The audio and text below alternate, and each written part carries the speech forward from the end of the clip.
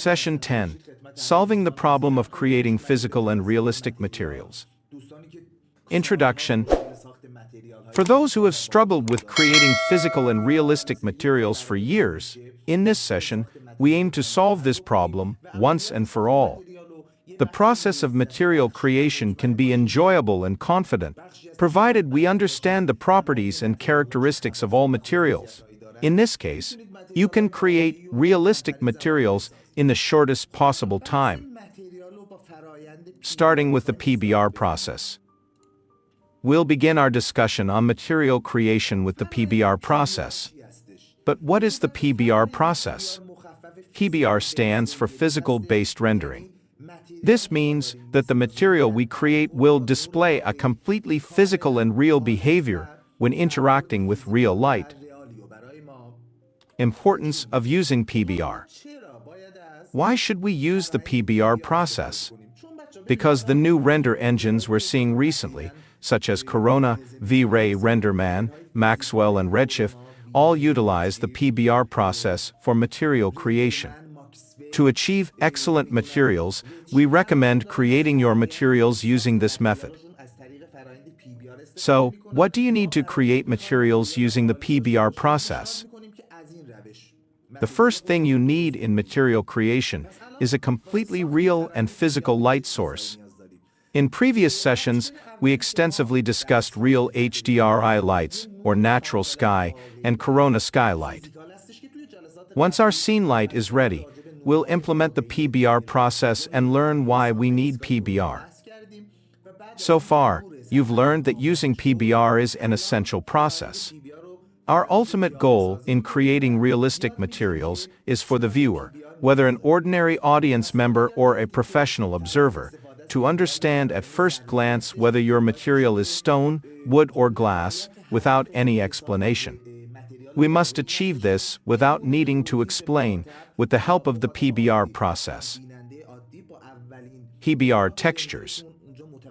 To integrate PBR textures and maps, we need to obtain PBR textures through photography of real materials.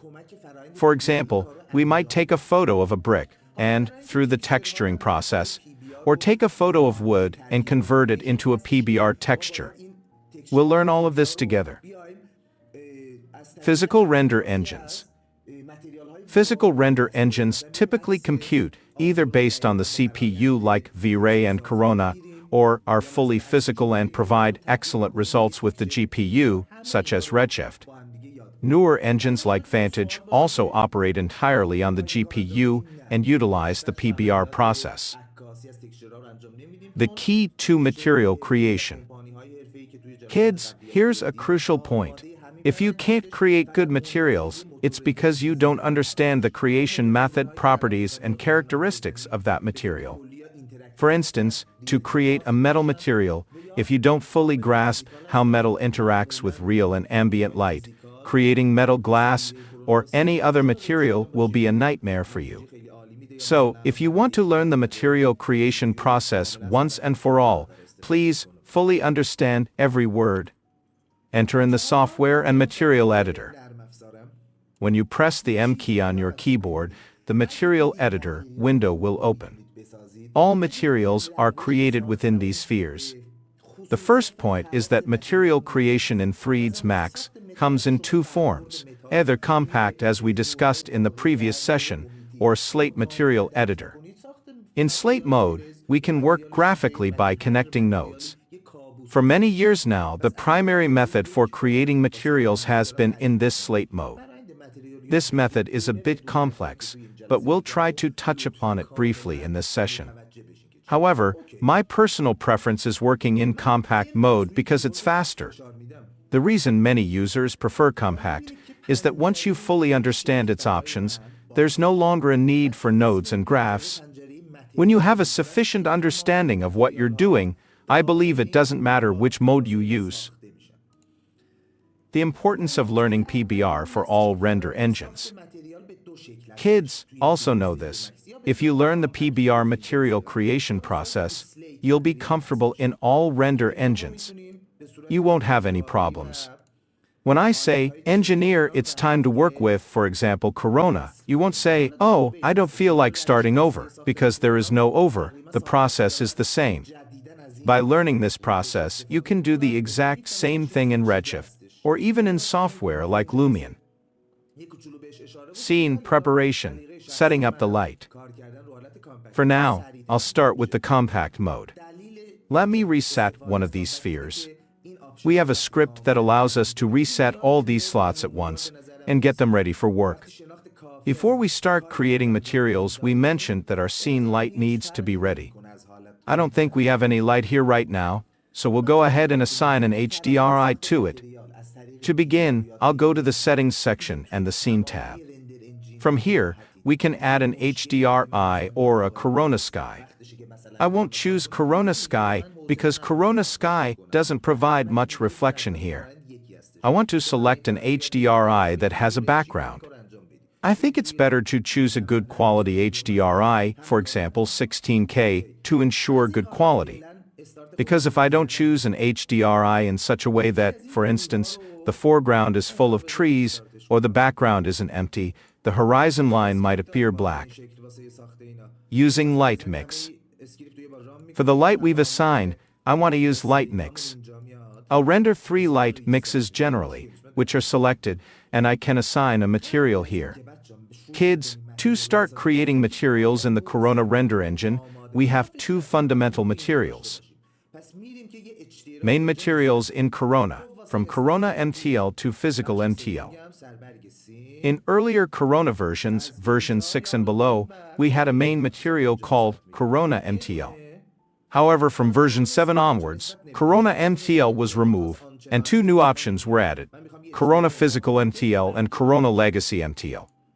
Both essentially do the same job, but we'll try to work with the new Corona material, which I believe is the main focus in version 8. However, to start, I'll select Corona Legacy MTL once. Now, you need to assign the material to the object as you intend. I'll select this shape completely, for example, a sunset, and deselect it. I could specify that this material only applies to this volume and others are different, but for now, I'm not concerned with that, and I want the entire scene to have this material. To assign the material, we use the Assign Material to Selection option. The next option is Show Shaded Material in Viewport, which we'll work with later, and we'll learn the Pro. PBR workflow styles, specular and metallic/roughness. Before we start, in the last PowerPoint, you saw that we wrote something called PBR workflow style. Guys, render engines have recently been using 2 workflows or styles for material creation. Specular workflow, this is the traditional mode we previously used in V-Ray or Corona 6 and below. In this method, specular and reflection calculations are performed exactly like the previous methods. Those who have worked with it before know what I'm talking about. In Corona, this workflow can be created through Corona Legacy MTL. You see that reflections exist here. You might ask what reflection is. We'll learn about these together now. Metallic/roughness workflow. This workflow has been recently added, and most questions from students lately have been about this topic. In this video, we will discuss these topics thoroughly. When you open Corona Physical MTL, you'll see that it's set to metallic/roughness by default, and the specular option is no longer there. So, if older users open this and don't see their specular option, don't be surprised, as it's a different workflow that we'll become more familiar with. Main properties of each material, diffuse. Now, I'll move on to the first option. Guys, every material consists of several main properties. My personal opinion is that for these main properties we're introducing, you should dedicate a separate section. For example, write diffuse and create a hexagonal or octagonal shape in the middle. Right, a physical material is composed of these elements and leads to a real and physical interaction. You need to understand each of these properties. Our first option is diffuse. Diffuse refers to the main substance of the material, meaning what you see. Here, I see a gray color. If I set it to blue, I see blue, or for example, yellow. You can use any color shown in this color wheel. Here, we have many options, including the RGB option. Students who understand color theory can assign their specific color through the RGB code here. It's nothing special. You can search online, for example, for various color codes for BIM or PDF, or from the call. Setting color and placing textures in diffuse. You can enter your specific color codes, for instance, RGB codes you've chosen from a BIM, or PDF or a color wheel. The next option is saturation. If you've selected a color, it starts at 100% saturation. The more it goes down, the color's intensity decreases and moves towards grayscale. The more it goes up, the more saturated it becomes. Value works similarly. The more it goes to the left, it's as if we're adding black, and the more it goes to the right, it's as if we're adding white. I'll click OK. You've now learned how to create a desired color for the main substance of your material.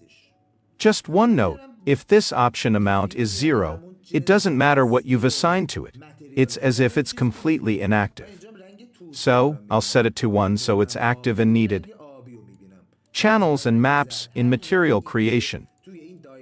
In front of each color in the material creation section, there's an empty square which is a channel. These channels can be filled with various types of maps. We have two main types of maps: general max maps, which belong to Threads Max itself, and maps that Corona provides us. If you work with V-Ray as well, V-Ray maps are also available everywhere. In addition to color, I want to assign an image as a texture here. See, for example, the archive I provide you or an archive you have. I'm opening the archive of excellent free shaders textures for you here to see what they look like. Our first texture is called albedo or diffuse. We'll learn the difference between albedo and diffuse together shortly, but right here. I can transfer this here. I'll click Edit, Copy, go into this section, and from the Corona section, later we'll bring all textures down. I'll select Corona bitmap. Yes, it asks me for the address of that texture. I'll press Ctrl+V once. You see it opens right there, and now I can load my albedo or diffuse with a 6000x6000 resolution, which is excellent and acceptable quality. As soon as you click on it, see what happened. Our sphere no longer relies on the color below. The Corona bitmap we assigned here appeared as diffuse or albedo, and now you might ask, well, why doesn't it show here? The reason is that you first need to assign it. Okay. As soon as you assign it, through the Assign Material to Selection option, it appeared and is now visible here. If you don't see it, the first reason is this option. Show shaded material in viewport. This option says UVW map settings and texture tiling. Now we're not concerned with how these are placed or their size. Our UVW map discussion pertains to sizing and placing textures on surfaces, or the unwrapped discussion, which we'll talk about in detail in later sessions. I won't go into it too much, but you'll become familiar with the UVW map concept. If I go into this channel now, it shows me the specifications of my Corona bitmap here, which it displays as 1 actual. Or, for example, it can show us in a dome fashion, but I won't touch it at all. 1 is suitable.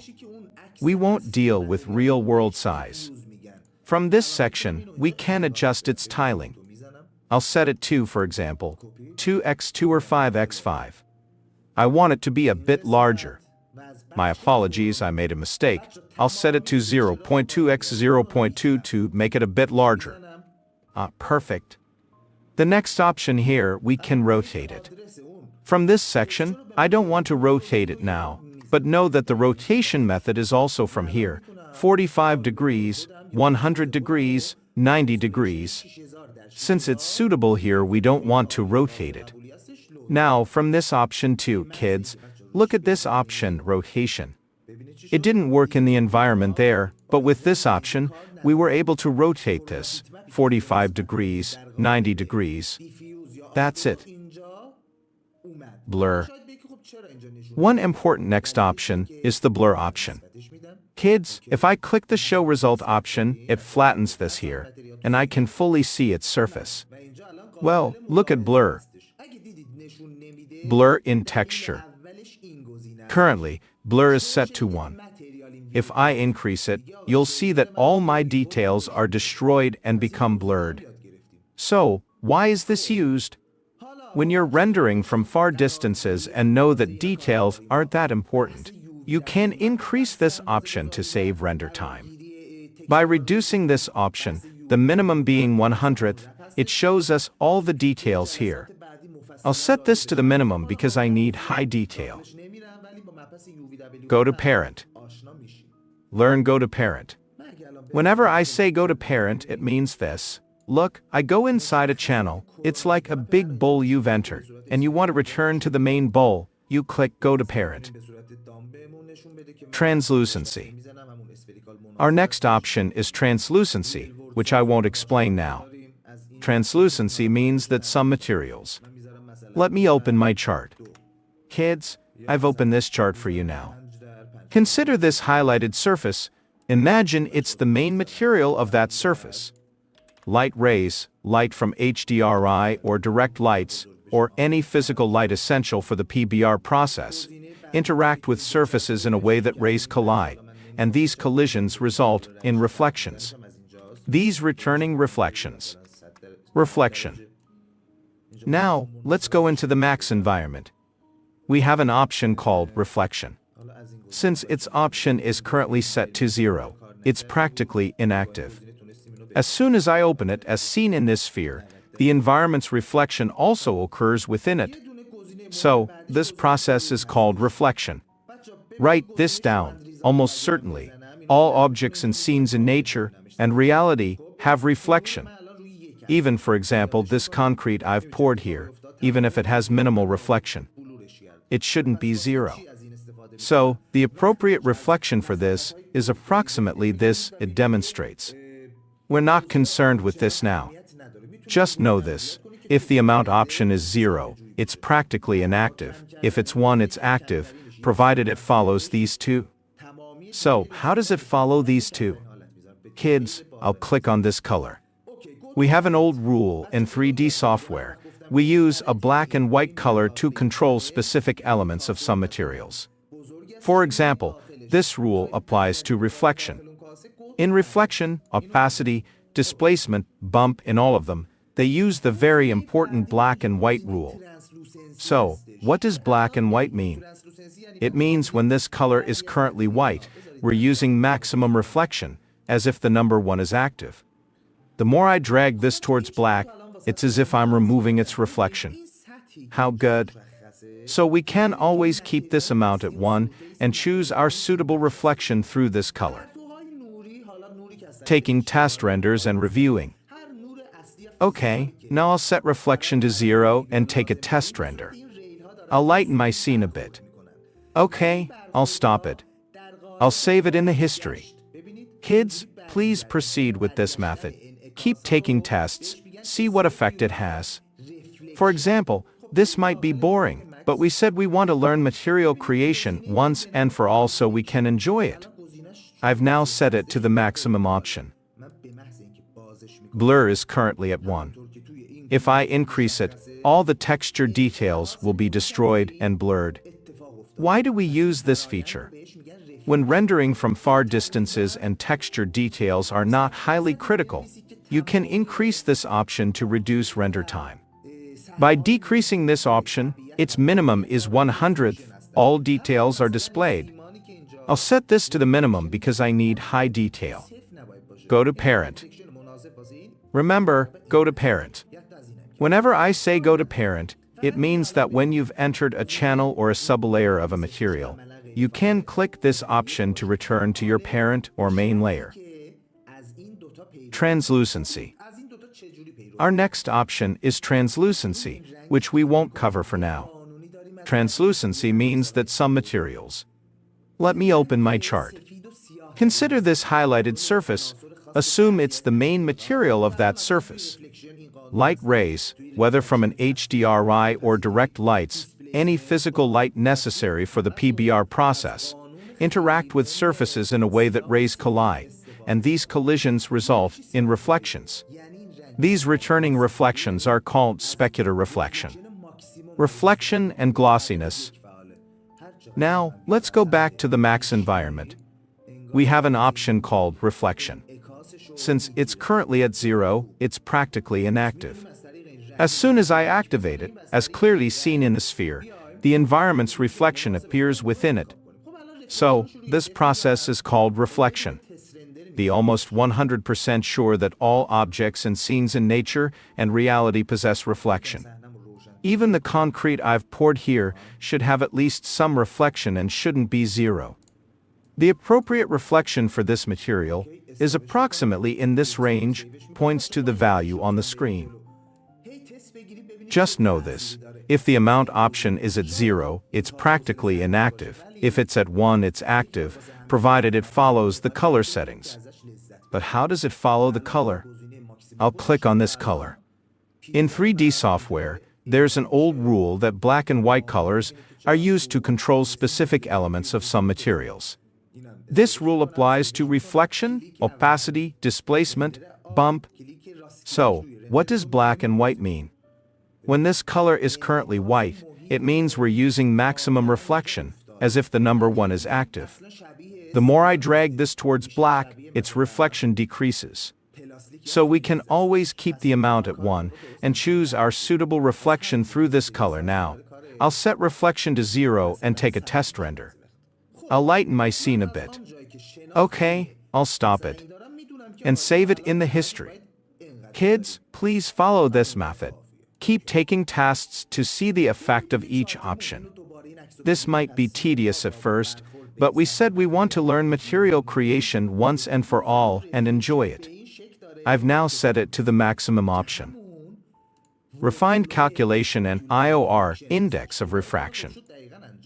And now my PBR is applied here, and you can clearly see how well we've managed to place reflection in our environment. I'll stop this too and save it. By right-clicking on the second render, you can compare and see that our environment's reflection is fully present. But now this doesn't look like concrete at all, it looks more like plastic or metal. So we haven't done our job correctly here. That's why material creation can sometimes be difficult. Since I have knowledge of this material, I know that this should be set to this amount at most points to the value. This amount is sufficient. Okay, let's look at this image in our chart again. So, when light interacts with this material surface and are diffuse, reflection occurs in this manner, which is the specular reflection workflow, and performs its function accurately. But kids, sometimes you need to control whether this reflection and this bounce are completely glossy or matte. See, I'll leave this reflection at its maximum setting for now. I'll close this and open my sphere. Here I have another option, a very important third property called glossiness. Glossiness controls the amount of dullness and glossiness of these reflections. It's currently set to 1, so it's natural for our reflection to be completely glossy. So, write down, the number 1 for glossiness means the glossiest possible state. The more I decrease this number, the more matte this reflection becomes. See, I've set it to 17.0.17. If we take a render from this, it's completely clear that this reflection is being applied as matte on this concrete surface, and we're gradually getting closer to the properties and characteristics of our attractive concrete material. Kids, these aren't exceptionally specific numbers. I can't tell you that you can find specific numbers for suggested glossiness for concrete, or wood by searching online. However, I personally don't use this method and usually proceed with test renders, and my own eye is the ultimate judge. Because your eye is the ultimate judge in creating light and materials, you need to strengthen your traditional observation skills to create realistic materials and lighting. Or for example, I'll reduce it, I'll set it to 50.05. See, kids, these numbers are very sensitive. For instance, 5/100ths is very different from 5/10ths or 6/10ths. I'll press M to return to the next option. And our next important option is IOR, index of refraction, which we'll work on more in the metals section, but here we'll test it together. Kids, right now, in creating metals, we're working with IOR. IOR somewhat calculates the refractive index. See, it's currently at IOR 1.5, 1.5. I'll set it to 1.0. You see, my reflection increased significantly. My refractive index increased significantly. Some materials, especially metallic materials, when you look at them head-on, have less reflection, but when you look at them from an angle, the reflection becomes more intense. This process is called IOR or Fresnel IOR, Fresnel. In metals, we usually work with this. I'll set this to 5 now. See, it starts to look like metal. IOR, index of refraction, and its concept. In metals, IOR, index of refraction, is typically 10 or higher. For now, I'm sticking with 1.5. We can even lower it. Later, for a material like concrete, I don't need a significant IOR. So you see, kids, by understanding each of these tools, you can create your materials yourself and no longer be dependent on pre-made materials. All pre-made materials do the same thing. A company or a team of individuals who are completely familiar with these options adjust them according to the real-world properties of the material. So, if you want to create photorealistic and realistic materials, fully analyze that material in the real world and implement it everywhere. For example, we learned 4 very important options. In this chart, kids, you'll notice that some rays have now passed through the diffuse. Well, they've passed through and entered the material. Some have bounced back, but some have remained within the material. Kids, this is called translucency. Translucency means just this, the ability for light to pass through the material. Light doesn't fully pass through. It has a slight ability for light to pass through and be stored within the material.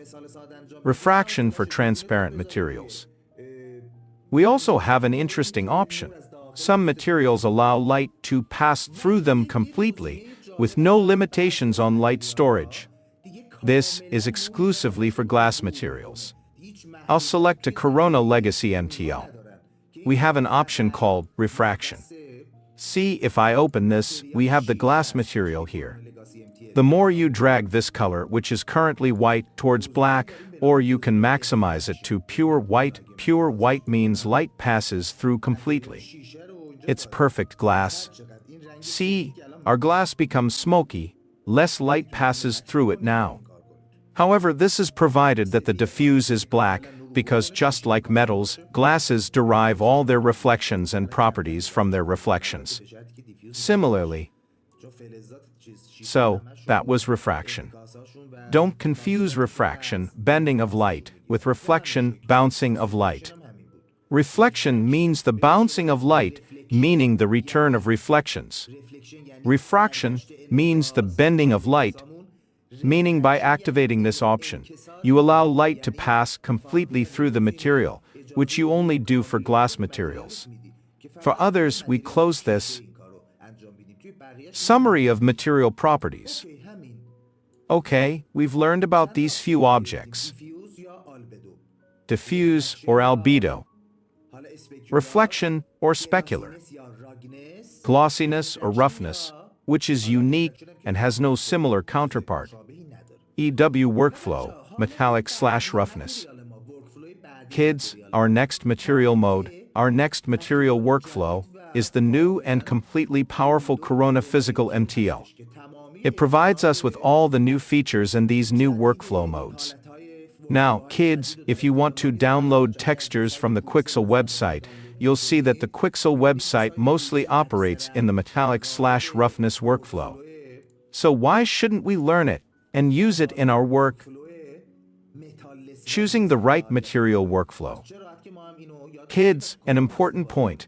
I use this method, which I'll explain further, for creating metal materials and some glass materials. But for other materials, please revert to the previous mode. When I selected Corona Physical MTL, and assigned it to the object. Its first section contains ready-made presets, which we'll cover later. In the metallic/roughness workflow, you generally have two modes. First, you need to determine if your material is metal, that is, inherently metallic, or non-metal. By activating the metalness mode, our platform adopts a metallic appearance, and we can easily create professional metal materials. Also, understand that you don't necessarily need to use physical MTL to create a physical and realistic material.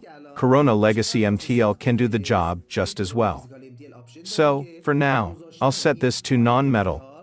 Its first option is diffuse, which you assign here. You'll notice that the glossiness option is no longer here. Instead, we have an option called roughness, which is set to 17.0.17 by default. If you set this to 1, it becomes completely matte. Kids, write this down. Roughness is completely the inverse of glossiness. So, I've set this to 1, meaning the most matte possible state.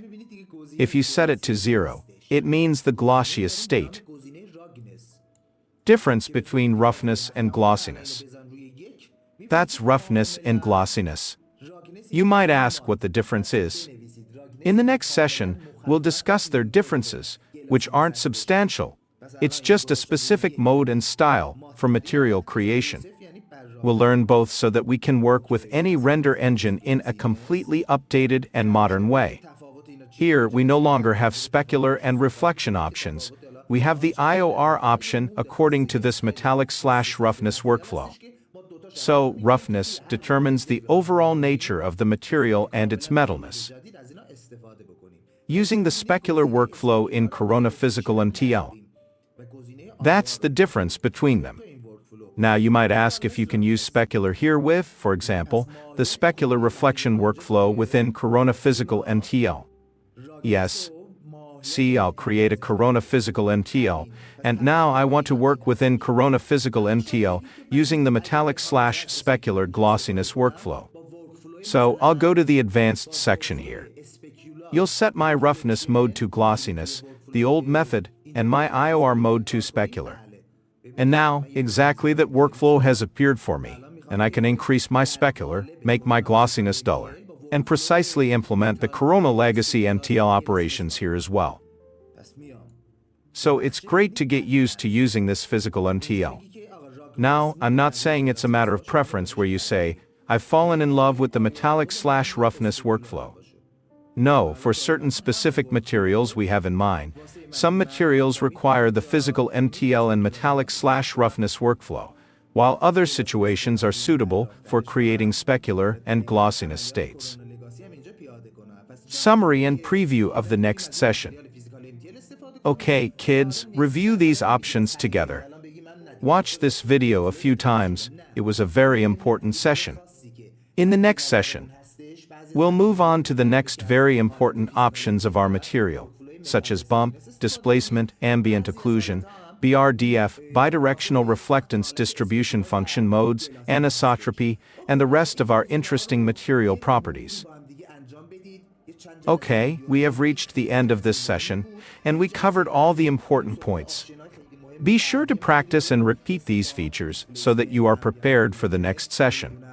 I am Behrouz Bigham from the Architecture and Graphics Simulation Studio. Have a good day.